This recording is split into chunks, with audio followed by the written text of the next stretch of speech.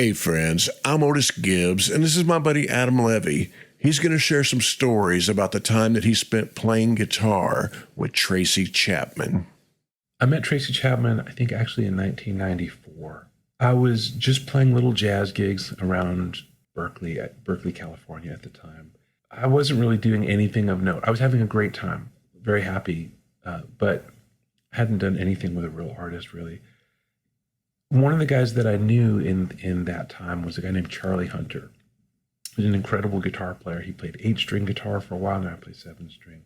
And he had gotten to a level of success with his instrumental jazz trio that he was opening shows for Tracy Chapman. You know, she's a pop artist. He's a jazz guy.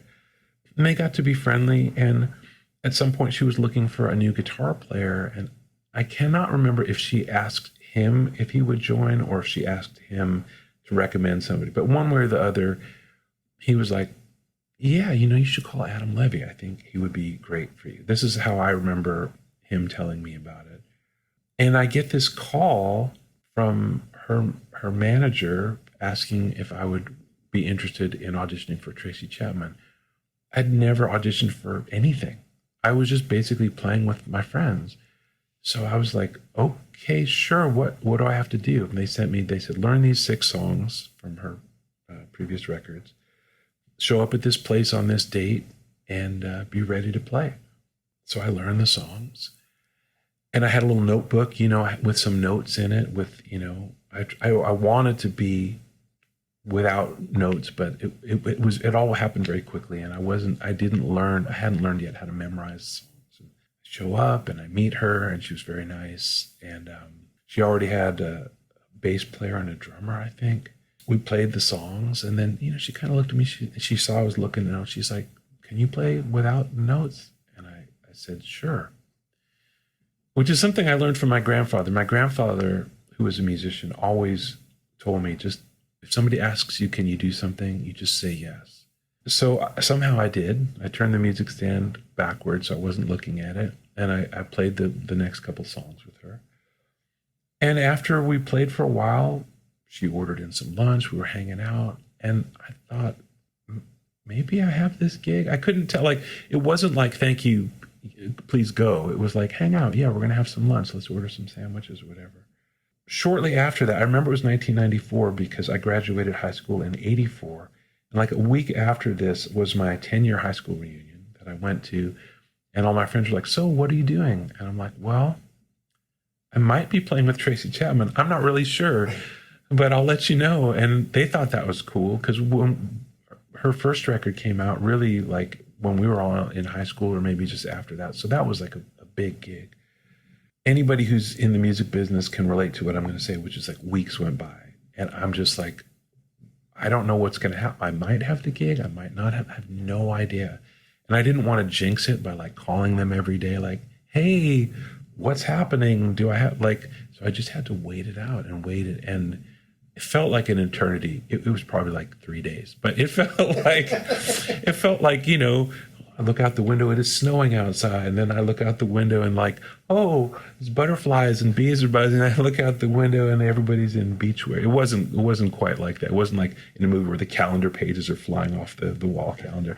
It probably was a shorter time, but I was so happy. And then it was like, great, okay, you learned these 6 songs. Now we want you to learn her whole catalog, which up to that point was already 3 records. So I learned whatever that was, 40 songs, 45 songs. And we rehearsed, and she really knew the parts. I was surprised. You never know. Some artists, they know what they did on a record, but they may not know, you know, all the little nitty gritty. But she really had a good ear for, she'd be like, oh, you know, in that second verse, that thing, it seems like it's that, but it's actually this. She really knew. That was really cool about it. And we rehearsed for like 6 months, which was a long time. At Neil Sean's studio in Oakland, California, we had a lockout there, and we were there for, it turned out it was supposed to be for a few weeks. It went on for months. We rehearsed for a long time. I was not emotionally prepared for that. It started to feel like, you know, we were part of like the Stanford prison experiment or something. I mean, there were no electric shocks involved or anything like that, but it was just like, wow, it was almost like a mind experiment, or like being on the on a space station or something like that. Like, okay, because that's all we did. I was on retainer, and we were working 5 days a week. I couldn't really do much else, and that's what we did. Then we went on a really short tour to further tighten up the band, which I would recommend to anybody. It's like 6 months of rehearsing versus like 10 days on the road. 10 days on the road, we really got it together. It was great. And then we recorded this record that is called New Beginning. And I'm on pretty much the whole record. I play all of the electric guitar. Tracy's playing all the acoustic guitar. The only song Tracy played electric on was Give Me One Reason, which she played the rhythm on. So when that song starts, there's this riff, and she's playing with a thumb pick, and I think not finger picks. I think bare, either with her nails or fingers.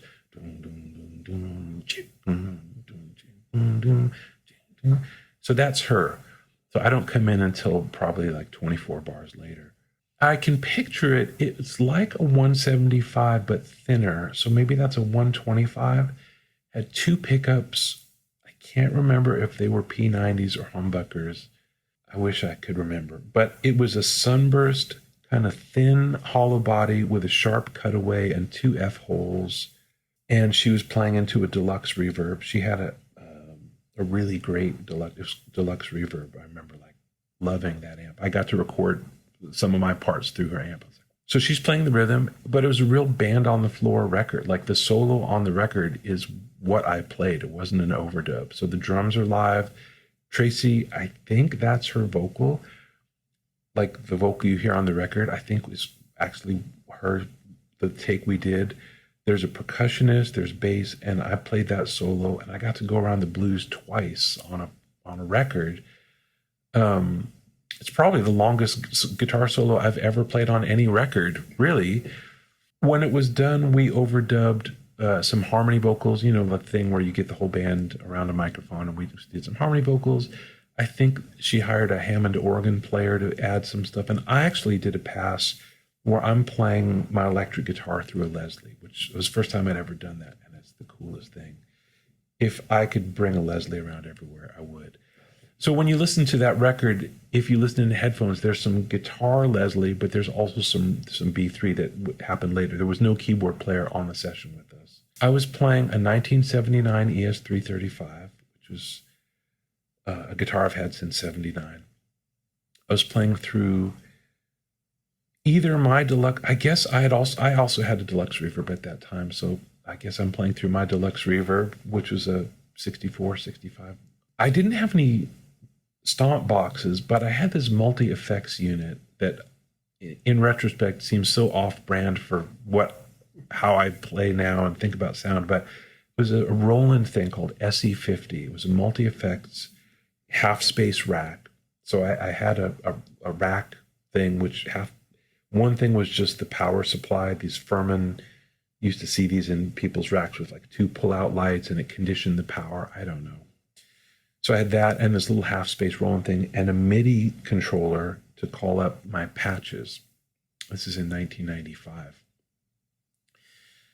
So I'm going through that, but not much. Like I'm probably adding a little bit of compression and like a little bit of drive, the least amount you could do, going through that into the deluxe reverb. When you hear that guitar into that amp, it doesn't sound affected, and it's not, but it does have a little bit of Roland sauce on it, and that was the rig that I was using at the time.